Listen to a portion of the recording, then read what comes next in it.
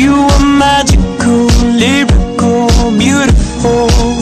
You are, and I want you to know, baby. Assalamualaikum warahmatullahi wabarakatuh. Perkenalkan, saya Vika Priyani Taufik dengan NIM D1B1 283. Saya mahasiswi jurusan S1 Farmasi di Universitas Mega Rezeki Makassar. Di video kali ini saya akan menjelaskan yang pertama definisi obat, kedua penggolongan obat, dan ketiga bahan sediaan obat atau BSO.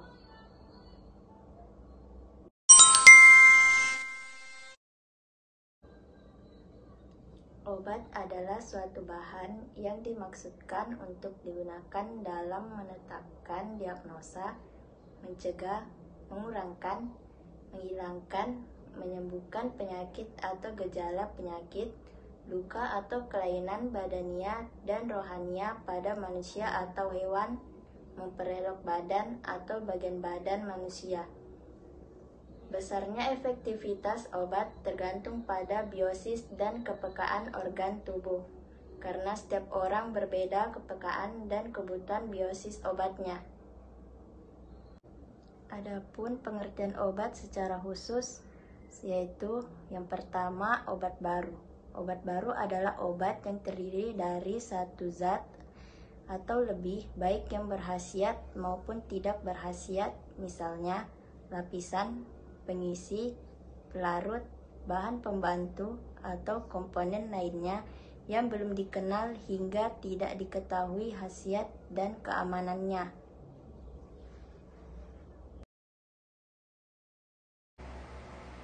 Yang kedua, obat paten adalah hak paten yang diberikan kepada industri farmasi pada obat baru yang ditemukannya berdasarkan riset industri farmasi tersebut.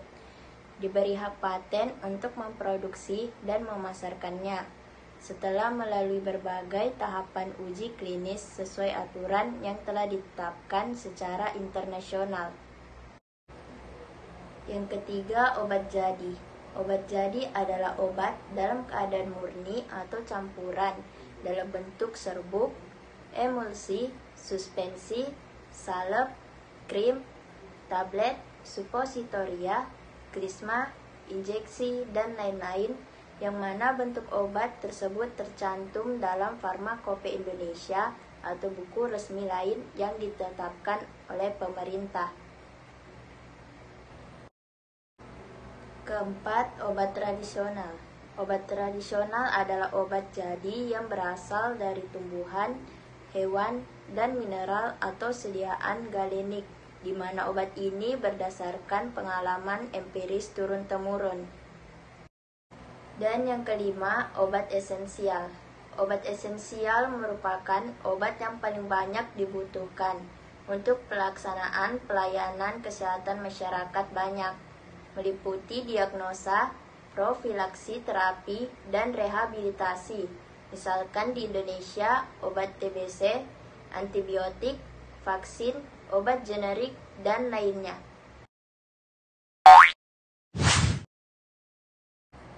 Pemilihan obat harus sesuai dengan anjuran dokter, karena tanpa penggunaan yang benar, obat bisa membahayakan nyawa. Maka dari itu, Badan Pengawas Obat dan Makanan atau BPOM membuat aturan dan klasifikasi obat. Dalam dunia farmasi, obat dikelompokkan menjadi beberapa golongan yang bertujuan untuk meningkatkan keamanan dan ketepatan penggunaan serta keamanan distribusi obat. Penggolongan obat ini terdiri atas yang pertama, obat bebas, yaitu obat yang dijual bebas di pasaran dan dapat dibeli tanpa resep dokter. Tanda khusus untuk obat bebas adalah berupa lingkaran berwarna hijau dengan garis tepi berwarna hitam. Obat ini tergolong obat yang paling aman, dapat dibeli tanpa resep di apotik dan bahkan juga dijual warung-warung. Meskipun disebut aman, obat ini tetap tidak boleh digunakan sembarangan, karena bagaimanapun obat memiliki kandungan kimia yang dapat berdampak pada tubuh.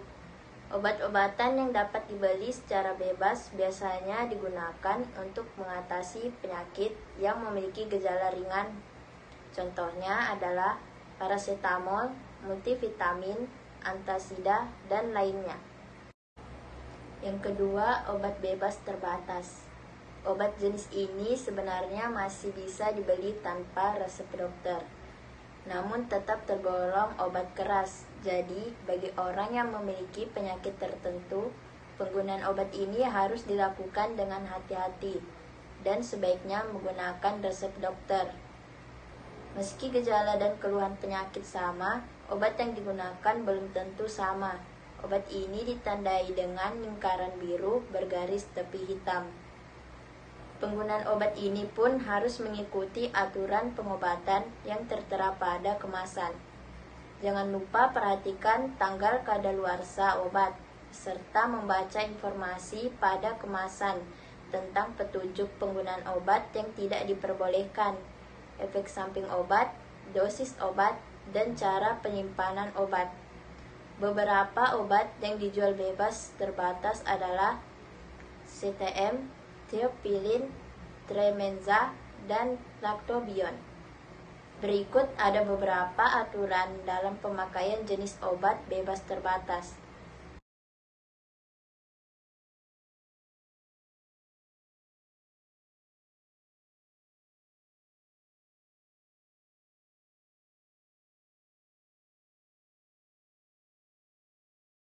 Yang ketiga, obat keras adalah obat yang berbahaya sehingga pemakaiannya harus di bawah pengawasan dokter, dan obat hanya dapat diperoleh dari apotik, puskesmas, dan fasilitas pelayanan kesehatan lain seperti balai pengobatan dan klinik dengan menggunakan resep dokter. Obat ini memiliki efek yang keras sehingga jika digunakan sembarangan dapat memperparah penyakit hingga menyebabkan kematian. Obat keras ditandai dengan lingkaran merah tepi hitam yang di tengahnya terdapat huruf K berwarna hitam. Contoh antibiotik seperti amoxicillin, obat jantung, obat hipertensi, dan lain-lain.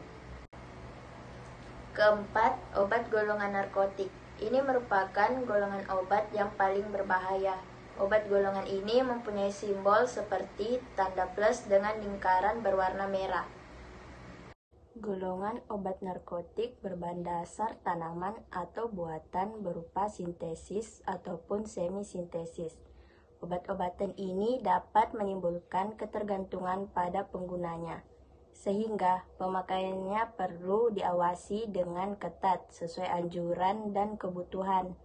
Selain itu, obat narkotik dapat mempengaruhi susunan saraf pusat dan mempengaruhi tingkah laku serta aktivitas pada titik tertentu. Obat ini seringkali digunakan oleh dokter sebagai obat bius dan anti nyeri atau analgetik potensi kuat.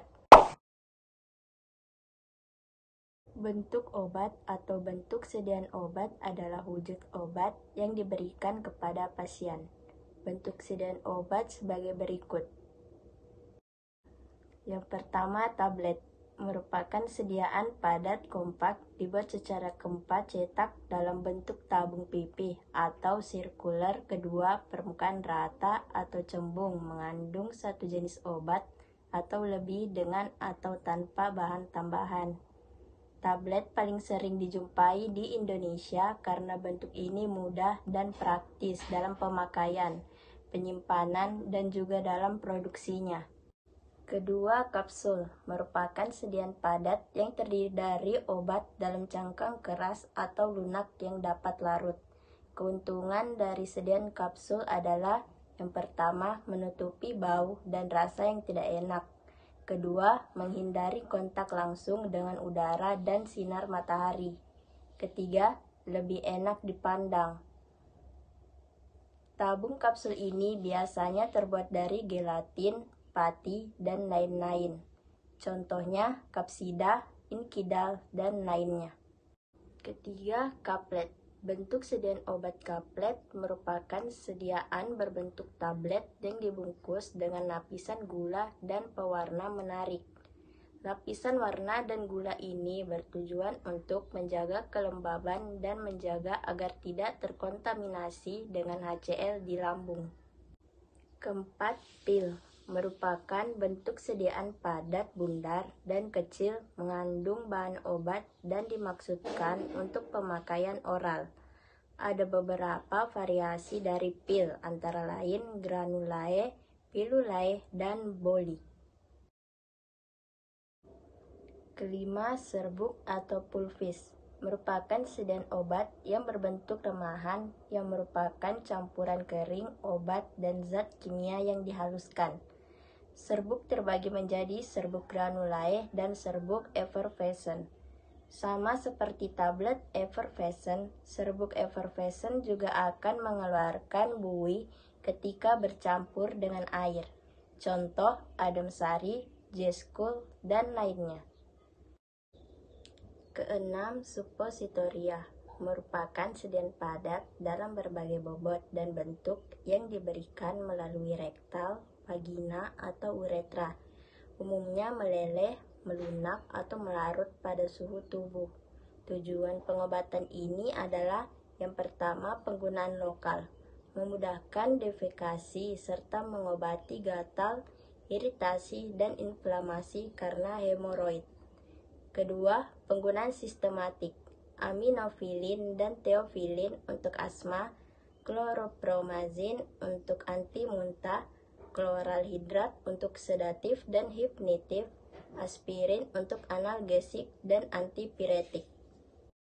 Ketujuh, larutan atau solusiones merupakan sediaan cair yang mengandung satu atau lebih zat kimia yang dapat larut.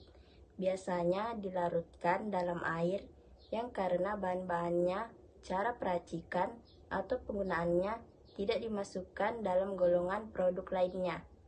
Dapat juga dikatakan sediaan cair yang mengandung satu atau lebih zat kimia yang larut. Misalnya, terdispersi secara molekuler dalam pelarut yang sesuai atau campuran pelarut yang saling bercampur. Cara penggunaannya yaitu larutan oral atau diminum dan larutan topikal atau kulit. Kedelapan, pulveres merupakan serbuk yang dibagi bobot yang kurang lebih sama. Dibungkus menggunakan bahan pengemas yang cocok untuk sekali minum. Contohnya adalah puyer. Kesembilan, suspensi merupakan sediaan cair mengandung partikel padat tidak larut terdispersi dalam fase cair. Macam suspensi antara lain suspensi oral, suspensi topikal, suspensi tetes telinga, suspensi optalmik, dan suspensi sirup kering. Kesepuluh, emulsi merupakan campuran dari zat kimia yang larut dalam minyak dan larut dalam air. Untuk membuat obat dengan sediaan emulsi, dibutuhkan zat pengemulsi atau yang biasa disebut dengan emulgator, agar salah satu zat cair dapat terdispersi dalam zat cair yang lain. Ke-11, galenik merupakan sediaan yang dibuat dari bahan baku yang berasal dari hewan atau tumbuhan yang disari. 12. Ekstrak merupakan sediaan yang pekat yang diperoleh dengan mengekstraksi zat dari nabati atau hewani menggunakan zat pelarut yang sesuai. Kemudian semua atau hampir semua pelarut diuapkan dan massa atau serbuk yang tersisa diperlakukan sedemikian sehingga memenuhi baku yang ditetapkan. Ke-13, immunosera. Sediaan obat berbentuk cairan berisikan zat imunoglobin yang diperoleh dari serum hewan lalu dimurnikan. Biasanya immunosera digunakan untuk menetralisir racun hewan serta sebagai penangkal virus dan antigen. Ke-14, salep merupakan sediaan setengah padat ditujukan untuk pemakaian topikal pada kulit atau selaput lendir. Salep dapat juga dikatakan sediaan setengah padat yang mudah dioleskan dan digunakan sebagai obat luar. Bahan obat harus larut atau terdispersi homogen dalam dasar salep yang cocok. Ke-15, obat tetes atau gutai merupakan sediaan cair berupa larutan, emulsi, atau suspensi. Dimaksudkan untuk obat dalam atau obat luar. Digunakan dengan cara meneteskan menggunakan penetes yang menghasilkan tetesan setara dengan tetesan yang dihasilkan penetes baku yang disebutkan dalam Farmakope Indonesia. Sediaan obat tetes dapat berupa antara lain Guttae, Guttae oris, Guttae auricularis, Guttae nasales, dan Guttae ophthalmicae. Dan yang ke-16, injeksi merupakan sediaan steril berupa larutan, emulsi, atau suspensi, atau serbuk yang harus dilarutkan atau disuspensikan terlebih dahulu sebelum digunakan, yang disuntikkan dengan cara merobek jaringan ke dalam kulit atau melalui kulit atau selaput lendir. Tujuannya agar kerja obat cepat serta dapat diberikan pada pasien yang tidak dapat menerima pengobatan melalui mulut. Sekian dari saya, semoga video ini bermanfaat untuk kita semua. Assalamualaikum warahmatullahi wabarakatuh.